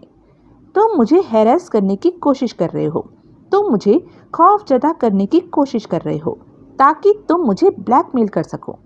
मैं आपको ब्लैकमेल करने की कोशिश कर रहा हूँ? मैं पुलिस को यही कहूँगा और मेरी बीवी इस बात की गवाह होगी। इस बात की? कल्पना भी अपने पति से मेल खाते स्वर में बोली, और इस बात की भी कि तुम जबरन हमारे घर में घुस आए हो। गुड गुड, कैसे बुलाएंगे आप पुलिस को? मैं अभी फ़ोन करता हूँ, कंसल बोला।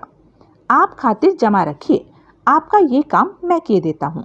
शायद आपको मालूम न हो कि ऐसे कामों के लिए पुलिस को कहाँ फ़ोन करना होता है। फिर सुनील लंबे डग भरता कोने में रखे टेलीफोन के करीब पहुंचा। उसने फ़ोन का रिसीवर उठाया और पुलिस हेडक्वार्टर में इंस्पेक्टर प्रभुदयाल का नंबर डायल किया। दूसरी ओर से फ़ोन उठाया गया तो वो माउथ पीस में बोला, इंस्पेक्टर प्रभुदयाल, नमस्ते माई बाप, मैं सुनील बोल रहा हूँ। आपके लिए एक खास खबर है। हतप्राण नरोत्तम ठाकुर का भूतपूर्व पार्टनर भूषण कंसल अपनी पत्नी समेत फरार हो जाने की फिराक में है। बस किसी भी क्षण कूच की तैयारी है। आपने उससे कोई बात करनी हो तो अभी कर लीजिए, वरना चिड़िया फुर हो जाएगी। अभी लीजिए। सुनील ने रिसीवर नीचे फ़ोन के पहलू में रख दिया और फिर बोला, लाइन लगी हुई है, एक जिम्मेदार पुलिस अधिकारी लाइन पर है, बात कर लीजिए। आपको जानकर खुशी होगी कि आपसे ज़्यादा पुलिस आपसे बात करने की ख्वाहिशमंद है। यू? कल्पना तड़प कर बोली, you son of bitch, I can not be your son madam. Sunil मुस्कुराता हुआ बोला, I am older than you. Kalpana के मुंह से फिर बोलना फूटा। कंसल दंपत्ति जब कार पर एयरपोर्ट के लिए रवाना हुए तो भूषण कंसल ने तब भी जीन के 3 पैक चढ़ाए हुए थे, इसलिए वो एक तरह से ऊँगता आंगता ही एयरपोर्ट पहुंचा था। लेकिन क्योंकि कल्पना के साथ ऐसी कोई बात नहीं थी, इसलिए जल्दी ही उसे एहसास हो गया था कि न केवल उनके फ्लैट की निगरानी की जा रही थी, किसी ने एयरपोर्ट तक उनका पीछा भी किया था। ज़रूर वो पुलिस का काम था, जिसे कि उस कमीने प्रेस रिपोर्टर ने खबरदार कर दिया था। नतीजतन पुलिस ने हुक्म दंदना दिया था कि फिलहाल वो शहर छोड़कर नहीं जा सकते थे।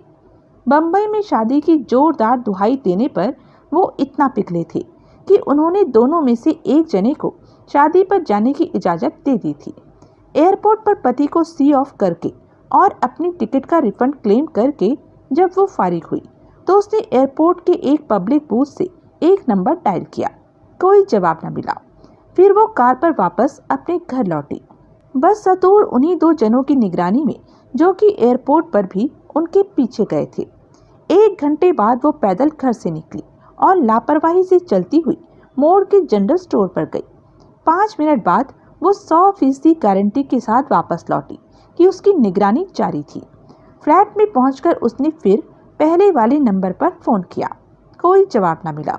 आखिरकार 6 बजे के करीब उसकी कोशिश रंग लाई। किसी ने दूसरी तरफ से फ़ोन उठाया और फिर एक चिर परिचित पुरुष स्वर उसके कानों में पड़ा। हेलो डार्लिंग, वो मादक स्वर में बोली। कहाँ चले गए थे? दोपहर से लगातार फ़ोन कर रही हूँ। अकेले हो ना? बहुत अच्छी खबर है, मेरा बम्बई जाना टल गया है, लेकिन मेरा हस्बैंड बम्बई चला गया है। खुद प्लेन पर चढ़ा कर आई हूँ, परसों से पहले नहीं आने का। अब बोलो, तुम आते हो या मैं आऊँ? ठीक है, कितने बजे? इतनी देर में? मैं तो अभी आना चाहती थी। बेशर्मी से कहलवा रहे हो तो यही समझ लो, मरी जा रही हूँ तुम्हारे से मिलने को। ठीक है, 9 बजे। उसने मुस्कुराते हुए फ़ोन वापस क्रेडल पर रख दिया। निर्धारित समय पर जब साड़ी ब्लाउज में सजी धजी बॉबी निर्धारित स्थान पर पहुंची तो सुनील को नई मारुति 1000 पर आया देखकर उसके छक्के छूट गए। नई कार? उसके मुंह से निकला। मारुति 1000? दोस्त की है, सुनील बोला। तुम्हारे लिए खास मुहैया की है। तुम भी क्या याद करोगी कि कोई कद्रदान मिला था। ओ सर, बॉबी हर्षित स्वर में बोली और फिर कार में उसके पहलू में आ बैठी। अब मुझे सर कहना बंद करो, मेरा नाम सुनील है। क्या है? सुनील। और इस वक्त तुम ठाकुर फैमिली की मेड नहीं, मेरी फ्रेंड हो। फ्रेंड? हाँ, जाने बहार, गुले गुलजार, नूरे नज़र, राहते जिगर, तूफान हमदम। क्या? जवाब में बॉबी उसके साथ सटकर बैठ गई। साड़ी बड़ी शानदार है, सुनील बोला। मालकिन की है, बॉबी बोली। खास उधार मांगी, तुम्हारी खातिर।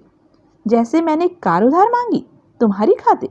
हाँ, तो फिर तो हम दोनों ही मांगते हुए। वो हंसी।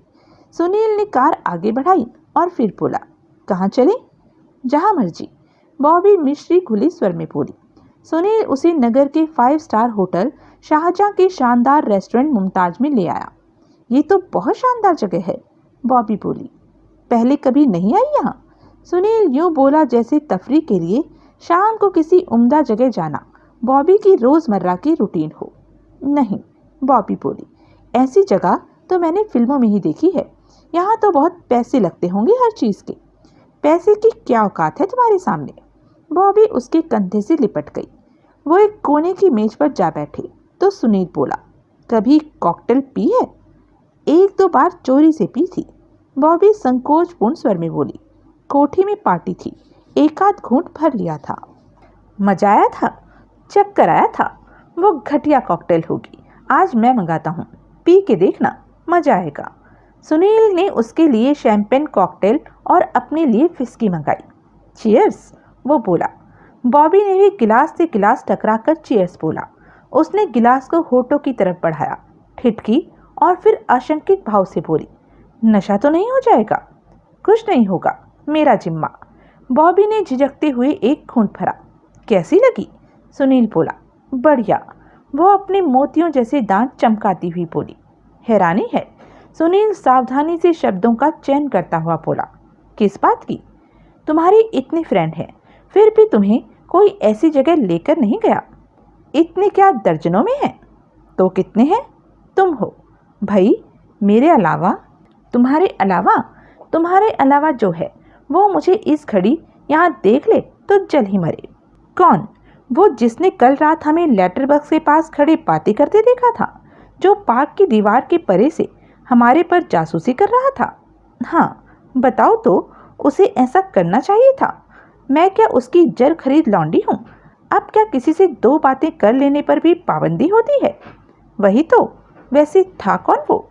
सुभाष, वकील साहब का ड्राइवर। वो मरता है तुम्हारे पर? बुरी तरह से।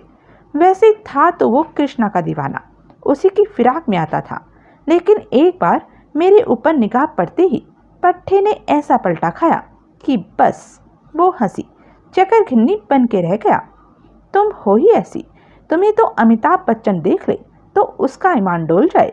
वो तो है, वो खुश होती हुई बोली। कुछ खाएगी क्या? चिकन टिक्का? खाऊंगी, सुनील ने ऑर्डर किया। दूसरी कॉकटेल के दौरान उसने धीरे धीरे बॉबी से वो सवाल पूछने आरंभ किए जिसके लिए वो उसे वहां लेके आया था। कैसे हैं तेरे एम्प्लॉयर? अपनी एक बाह उसके गिर्द लपेटता सुनील अब बड़े आत्मीयता भरे स्वर में बोला। ठीक है, बॉबी बड़े सहज भाव से बोली। मालिक तो बहुत ही अच्छे थे। मालकिन? वो भी अच्छी है, अपने पर तो बहुत ही मेहरबान रहती है। खुशकिस्मत है तू। वो तो मैं हूँ, लेकिन तेरी मालकिन बंधी तो बूढ़े के पल्ले ही हुई थी ना, और बूढ़ा भी बीमार, लाचार। नम्रता तो इतनी खूबसूरत है, उसे नरोत्तम ठाकुर में क्या दिखाई दिया होगा? क्या दिखाई दिया होगा? बॉबी झूम कर बोली। मैंने तेरे से पूछा है, मैंने तुम्हारे से पूछा है। मेरे ख्याल से तो पैसा ही दिखाई दिया होगा, और क्या, वरना कौन करता है ऐसे अपनी जवानी बर्बाद? तेरे से कोई ठाकुर जैसा पैसे वाला बूढ़ा शादी करने को कहे तो तू कर लेगी? हाँ, बशर्ते कि वो जल्दी मर जाए। मेरे से? वो जोर से हंसी। नम्रता जितना इंतजार नहीं होगा। धीरे धीरे बॉबी ने तत्काल अपने आप को काबू में किया। दोनों में कभी झगड़ा नहीं होता था? सुनील ने नया सवाल किया। मेरे सामने तो कभी नहीं हुआ था। नम्रता पेश कैसे आती थी ठाकुर से? बहुत अच्छी तरह से, बहुत सेवा करती थी, बहुत ख्याल रखती थी। सब दिखावा होगा। होगा क्या? था ही। अच्छा, और नहीं तो क्या।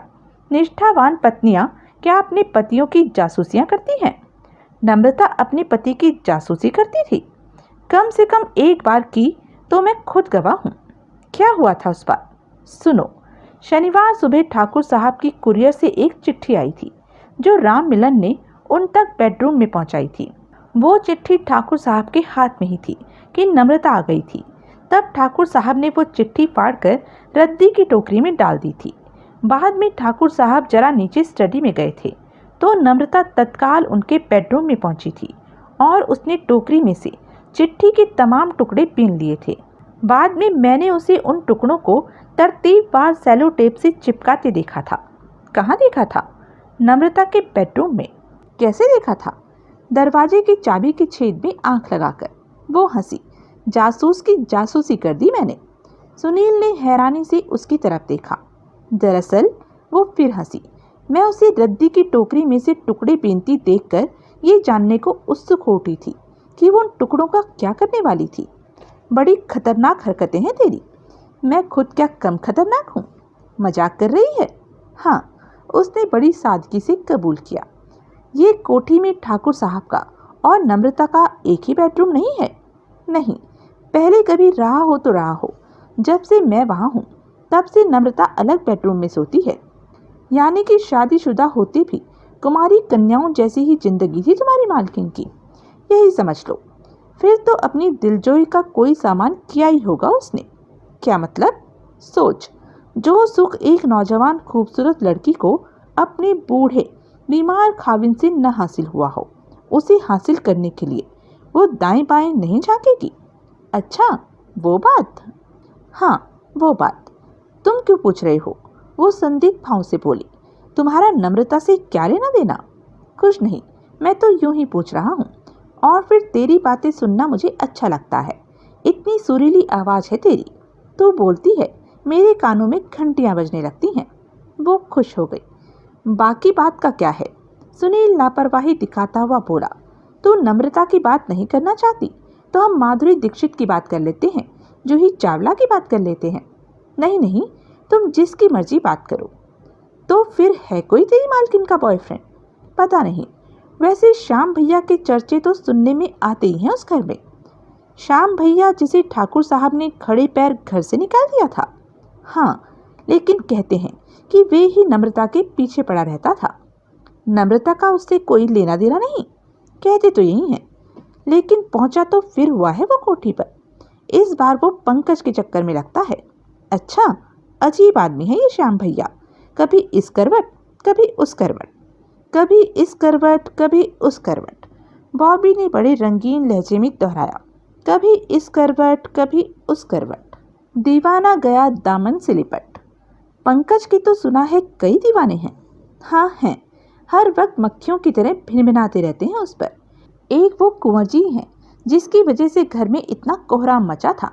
अच्छा, क्या हुआ था? तरंग में बॉबी ने सारा वाकया कह सुनाया। उसने उस टेलीफोन कॉल की बाबत भी बताया जो युद्धवीर और नम्रता के बीच में हुई थी और जिसे उसने चुपचाप पैरेलल टेलीफोन पर सुना था। और ये भी बताया कि उस कॉल के जवाब में नम्रता युद्धवीर से चुपचाप मिलने गई थी। लेकिन कुंवर जी फिर भी नहीं टले थे। आखिर में बॉबी बोली, राजपूत जो ठहरे। तूने सच में उन्हें सोमवार की रात को कोठी के इर्द गिर्द मंडराते देखा था? लो, और क्या मैं तुमसे झूठ बोलूंगी? तूने उन्हें ठीक से पहचाना था? बिल्कुल ठीक से पहचाना था। कोठी के सामने सड़क के पार लैंप पोस्ट के नीचे खड़े। क्या पता वो भीतर भी आए हों। क्या पता, वो 2-3 बार मुझे सड़क पर दिखाई दिए थे और फिर सड़क खाली हो गई थी। अब क्या पता वो वापस चले गए थे या भीतर आ गए थे। वैसे कोठी की कॉल बेल तो बजी नहीं थी। जब वो ऑल द वे कोठी तक आए थे तो किसी वजह से आए होंगे। कोठी के आगे महज चहलकदमी करने तो आए नहीं होंगे वो। यही बात तो मुझे खटक रही थी। तभी तो बार बार मेरा दिल चाहता था कि मैं नीचे जाके देख के आऊं। तू गई थी? ठाकुर साहब ने सबको मना किया था नीचे आने से। तू मना हो गई थी? भला तुमसे क्या झूठ बोलना, तुम तो अपने हो। सुनील ने तत्काल उसे अपने पहलू में भींचकर अपने पन पर जैसे मुहर लगाई। मैं तब नहीं गई थी। ठाकुर साहब का खौफ जो था। तो कब गई थी? बाद में। बाद में कब? ठीक से बता। जब गोलियां चलने की आवाज़ आई थी। गोलियां? सुनील चौंका। गोलियां? हाँ, लेकिन गोली तो एक ही चली थी। कम से कम 2 बार ठां ठां तो मैंने साफ सुनी थी। खैर, तुझे सूझा था कि वो गोली चलने की आवाज़ थी? एकदम नहीं सूझा था।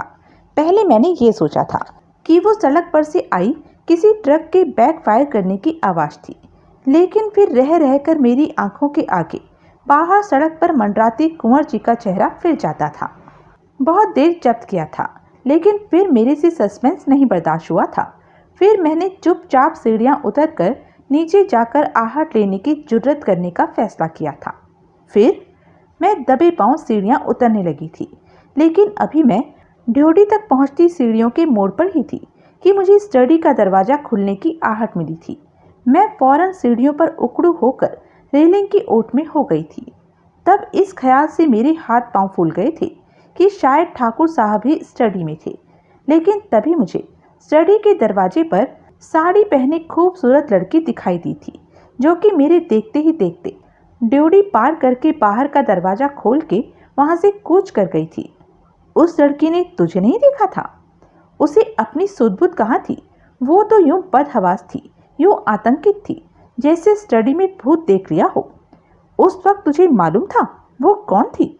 नहीं, लेकिन बाद में जब पुलिस ने उससे आमना सामना करवाया था तो मालूम हुआ था कि वो ज्योत्सना जोशी नाम की लड़की थी। उसके वहां से कूच कर जाने के बाद नीचे आकर तूने स्टडी में नहीं झांका था? ना, मेरी मजाल ही नहीं हुई थी। वो लड़की स्टडी का दरवाजा खुला छोड़ गई थी। मैं 2 सीढ़ियां और नीचे उतरती तो स्टडी के भीतर से ही ठाकुर साहब ने मुझे देख लिया होता। लेकिन ठाकुर साहब तो तब भीतर मरे पड़े थे। ये बात मुझे अब मालूम है ना, तब तो नहीं मालूम थी ना। तब तो इस ख्याल से ही कि ठाकुर साहब अपने बेडरूम में होने की जगह नीचे स्टडी में हो सकते थे, मुझे इतनी दहशत हुई थी कि मैं उल्टे पांव अपने कमरे में वापस लौट आई थी। यानी कि तुझे नहीं मालूम कि उस घड़ी नीचे कुंवर जी थे या नहीं? न जानने की ख्वाहिश तो बरकरार रही होगी। वो भी उड़ गई थी, क्योंकि वापस आने पर ठाकुर साहब की हुक्म उदूरी करके यूं नीचे जाना मुझे अपनी भारी मूर्खता लगने लगी थी। ऐसा था तो तू बाद में इस बाबत खामोश क्यों न रही? तू खामोश रहती तो किसी को सूझता तक नहीं कि तू नीचे गई हो सकती थी। मैं खामोश रहना चाहती थी, लेकिन ठाकुर साहब की खातिर नहीं रह सकी थी। इतने देवता स्वरूप सज्जन का किसी ने इतनी बेरहमी से कत्ल कर दिया था। मेरे खामोश रहने से उनके कातिल को सजा न मिलती, ये मुझे गवारा नहीं हुआ था। तो तेरे ख्याल से ज्योत्सना जोशी कातिल थी? और कौन होता? तभी तो मैंने बेहिचक उसकी शिनाख्त की। पुलिस ने तेरे से ये नहीं पूछा था कि जब तेरा नीचे आना मना था तो तू क्यों नीचे आई थी? मैंने कह दिया था कि मुझे कॉल बेल बजने की आवाज़ आई थी। अब किसी ने तो नीचे जाकर दरवाज़ा खोलना ही था, इसलिए मैं चली गई। पुलिस को ये बात हजम हो गई? हो ही गई होगी, तभी तो इस बाबत उन्होंने मेरे से और कोई सवाल नहीं पूछा। यानी कि तूने उन्हें ये नहीं बताया था कि तू गोली चलने की आवाज़ से आशंकित होकर नीचे आई थी? नहीं बताया था। बताती तो वो इल्ज़ाम लगाते कि मैंने ज़रूर स्टडी में भी झांका होगा, जहाँ से कि मैंने उस लड़की को निकल भागते देखा था। तो मैंने वहाँ पड़ी ठाकुर साहब की लाश भी देखी होगी। फिर मेरे पर यह इल्ज़ाम आता कि मैंने फ़ौरन शोर क्यों नहीं मचाया था, पुलिस को खबर क्यों नहीं की। वैसे देखी थी लाश तूने? कैसे देखती, मैं तो सीढ़ियों से ही वापस लौट गई थी। बोला तो भूल भी गए? नहीं भूला, लेकिन तू ये सोच के जवाब दे रही है ना कि मैं पुलिस नहीं हूँ। हाँ, तो तूने स्टडी में नहीं झांका था ना? अलबत्ता 10 बजे घर वालों के लौट के आने तक और असलियत का पता लगने तक अपने कमरे में बैठी मैं तड़पती ज़रूर रही थी, ये जानने को कि आखिर नीचे क्या हुआ था। लेकिन वो तड़प तुझे दोबारा नीचे नहीं लाई थी। उसने तुझे स्टडी में झांकने को प्रेरित नहीं किया था। नहीं, तू ये गारंटी करती है कि तूने 2 बार गोली चलने की आवाज़ सुनी थी? हाँ, दोनों आवाज़ें एक साथ आई थी। एक साथ का क्या मतलब? जैसे ठां ठां। वो कुछ क्षण सोचती रही और फिर बोली, नहीं, ठां ठां नहीं, पहले ठां। वो एक क्षण ठिठका और फिर बोली, फिर दूसरी ठां। फिर तो ये भी हो सकता है कि उनमें से एक आवाज़ गोली की हो और दूसरी किसी वाहन के बैकफायर करने की। वो सोचने लगी। हालात बताते हैं, सुनील बड़े अर्थपूर्ण स्वर में बोला, कि गोली एक ही चली थी। फिर तो दूसरी आवाज़ किसी ट्रक वगैरह के बैकफायर करने की ही होगी। पक्की बात? अब जब तुम कहते हो कि गोली एक ही चली थी तो पक्की ही समझो बात। बॉबी, जैसे अभी तूने ये कहा था कि तुझे ये गवारा नहीं हुआ था कि ठाकुर साहब जैसे देवता स्वरूप आदमी के कातिल को उसकी करतूत की सजा ना मिले, वैसे ही क्या तुझे ये गवारा होगा कि किसी बेगुनाह को उनके कत्ल की सजा मिले? नहीं, बेगुनाह को भला क्यों सजा मिले? वही तो, लेकिन कई बार ऐसा जुल्म हो जाता है।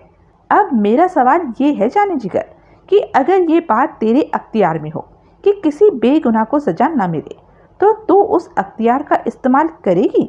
हाँ, तू पूरी कोशिश करेगी कि ऐसा जुल्म न होने पाए। ज़रूर। तो मेरी एक बात का सच सच जवाब दे, इंसाफ की खातिर, किसी की भलाई की खातिर सच सच जवाब दे। पहले जो जवाब दे चुकी है उसको भुला के जवाब दे। किस बात का? कल्पना कंसल इतवार को भी ठाकुर साहब की कोठी में आई थी। तूने उसे दरवाज़ा खोला था। किसी और को उसकी आमद की खबर नहीं लगी थी, इसलिए तूने उसकी ये दरख्वास्त कबूल कर ली थी कि उस आमद का तो किसी से जिक्र न करे। वो खामोश रही। जवाब दे। जवाब देती हूँ, वो निर्णायक स्वर में बोली, लेकिन सिर्फ तुम्हारे कानों के लिए। ये बात तुमने आगे किसी और को कही तो मैं साफ मुकर जाऊंगी कि मैंने ऐसा कुछ कहा था। ठीक है। कल्पना इतवार शाम को भी ठाकुर साहब की गैर हाजिरी में आई थी और उसने मुझे इस बाबत खामोश रहने की एवज में 1000 रुपये दिए थे। वो काली जीन और जैकेट पहने थी। जीन पहने थी, जैकेट उसके हाथ में थी। जैकेट की ही किसी जेब में गोल्फ कैप भी होगी। होगी? वो स्टडी में गई थी। हाँ, लेकिन तब मुझे ये नहीं मालूम था कि वो किस फिराक में थी। जब जोर जोर का शोर मचा था तो तब तूने भी काली पोशाक में किसी को स्टडी की खिड़की फांद कर भागते देखा था, तो तुझे तो फौरन सूझा होगा कि वो और कोई नहीं, कल्पना थी। हाँ, वो स्टडी में ठाकुर साहब की टेबल के दराज में से एक ऐसी चिट्ठी चुरा कर ले गई थी जो कि जेल में सड़ते एक बेगुनाह की रिहाई का हथियार बन सकती थी। तू नहीं जानती थी कि कल्पना की बाबत खामोश रहकर तूने उस शख्स का कितना हित किया। वो चिट्ठी अब बरामद नहीं हो सकती। नहीं हो सकती। वो चिट्ठी भूषण कंसल की जेल यात्रा का सामान बन सकती थी। उसे तो कल्पना ने पहला मौका हाथ आते ही नष्ट कर दिया होगा। ओह, लेकिन तुम्हारी गवाही से और कुछ नहीं तो कम से कम उस चिट्ठी के अस्तित्व को साबित किया जा सकता है। ये साबित किया जा सकता है कि उस चिट्ठी का चोर कल्पना थी। मैं ऐसी गवाही नहीं दे सकती। क्यों? क्योंकि मेरी गवाही और कुछ भी स्थापित करने से पहले ये स्थापित कर देगी कि मैं पैसे की खातिर झूठ बोल सकती हूँ। तब मुझ पर यह इल्जाम आ सकता है कि मैंने 1000 रुपये की खातिर कल्पना के लिए अपनी जुबान बंद रखी थी। वैसे ही इससे बड़ी और बड़ी किसी रकम की खातिर मैं कल्पना के खिलाफ जुबान खोलने को तैयार हो गई। बात तो तू ठीक कह रही है। जिसका झूठ एक बार स्थापित हो जाए उसकी सच्ची बात पर भी कौन एतबार करता है। जब मैं बेहिसाब बार हर किसी के सामने ये बात दोहरा चुकी हूँ कि इतवार को कल्पना कोठी में नहीं आई थी, तो अब उससे ऐन उल्टा बयान कैसे चलेगा? वो सोमवार भी आई थी? नहीं, बिल्कुल नहीं। सोमवार वो ठाकुर की स्टडी में जाने की जगह ऊपर उनके बेडरूम में गई थी? बिल्कुल भी नहीं। मैंने कल भी कहा था कि वो शायद तुझे उसकी आमद की खबर न लगी हो। अव्वल तो ये ही मुमकिन नहीं। ऐसा हो भी गया होता तो खबर किसी और को लगी होती। मेरे मुंह पर तो रिश्वत की पट्टी बंधी थी। किसी और को इस बात को अपनी जुबान पर लाने से क्या गुरेज था? जो पट्टी एक जगह काम कर सकती है वो दूसरी जगह भी तो काम कर सकती है। नहीं कर सकती। इसलिए नहीं कर सकती क्योंकि दूसरी जगह काम करने के लिए कोई जगह थी ही नहीं। वो मैं ही थी जो वैसे लालच में आ गई। बॉबी ने असहाय भाव से गर्दन हिलाई। कल्पना न सही, सुनील बोला। भूषण कंसल आया हो सोमवार किसी वक्त? न, बॉबी दृढ़ स्वर में बोली। एक कॉकटेल और मंगाए? नहीं, बिल्कुल नहीं। मेरे कान बज रहे हैं और खोपड़ी में रह रहकर अनार फूट रहे हैं। ये तो खुशी की बात है। इसी का तो मजा है। एक और हो जाए। ना बाबा ना। तो डिनर मंगाएं? डिनर जो ड्रिंक्स के बाद खाया जाता है, मंगाएं? बॉबी ने सहमति में सिर हिला दिया। सुनील ने वेटर को बुलाकर डिनर का ऑर्डर दिया। डिनर के इंतज़ार में जब तक बॉबी ने अपना कॉकटेल का गिलास खाली किया, तब तक वो पूरी तरह से सुरूर में आ चुकी थी। सुनील, वो झूमती सी बोली, हाँ मालूम क्या, इस वक्त जो कुछ हम कर रहे हैं वो हमें नहीं करना चाहिए। लेकिन सुनील हैरानी से बोला, हम तो कुछ भी नहीं कर रहे। वही तो। उस घड़ी अपना आखिरी सवाल पूछने के लिए सुनील को वो एकदम सही दिमागी हालत में लगी। तूफान हमदम वो उसके कंधे के गिर्द अपनी बाह लपेटता हुआ बोला, अब बस एक बात और बता दो, फिर हम डिनर करेंगे और वो करेंगे जो हमें करना चाहिए। कौन सी बात? नम्रता का कंगन किसने चुराया था? अपनी पकड़ में सुनील ने उसका जिस्म एकदम तनता अनुभव किया। उसने आंख उठाकर सुनील की तरफ देखा और फिर बड़े सर्द लहजे में बोली, कृष्णा ने। कृष्णा के पास से तो वो बरामद हुआ था जाने जिगर। मेरा सवाल ये है कि असल में वो चुराया किसने था? कृष्णा ने। उसने ऐसा क्यों किया? कृष्णा जाने। वो अनार तुम्हारी खोपड़ी में अभी भी फूट रहे हैं? नहीं। सुनील ने एक आहसी भरी और बोला, तभी तो 1 घंटा और वो बॉबी के साथ रेस्टोरेंट में ठहरा, लेकिन वार्तालाप की रेल को वो पहले वाली पटरी पर न लौटा सका। तो यह थी अब तक की कहानी। आगे की कहानी जानने के लिए बने रहें मेरे साथ। और हाँ, मेरे चैनल को लाइक, शेयर और सब्सक्राइब करना ना भूलें। और कमेंट करके ज़रूर बताएं कि यह वीडियो आपको कैसा लगा। धन्यवाद।